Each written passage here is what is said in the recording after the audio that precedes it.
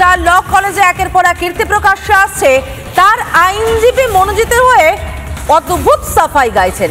অদ্ভুত বলছি তার কারণ, আইনজীবী বলছেন অভিযুক্ত মনোজিৎকে নাকি ফাঁসানো হচ্ছে। ধর্ষণ হলে লাভ বাইট এলো কোথা থেকে, প্রশ্ন করছেন আইনজীবী। ভয়ঙ্কর একটা প্রশ্ন। মনোজিতের আইনজীবীর বক্তব্য নিয়ে ইতিমধ্যেই শুরু হয়ে গিয়েছে বিতর্ক। মনোজিতের আইনজীবী বলছেন লাভ বাইট এলো কোথা থেকে ধর্ষণ হলে।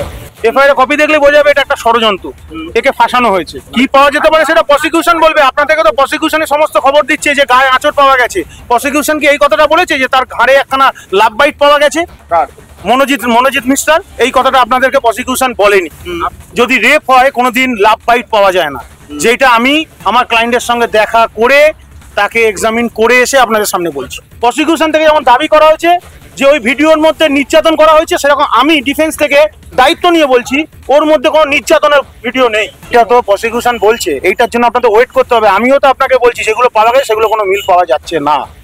এটা প্রসিকিউশন যেহেতু তাকে অ্যারেস্ট করে রেখে দিয়েছে বিহাইন্ড দ্য বার, আর্টিকেল 21 ওনার কাটেল হচ্ছে, সেই জন্য প্রসিকিউশন জোর জবরদস্তি এই কথাগুলো বলছে। আমাদের কাছে তো এরকম অনেক এভিডেন্স আছে, পরে আপনাদের কাছে আস্তে আস্তে দেবো যে ওই ছাত্রী আর কি করে।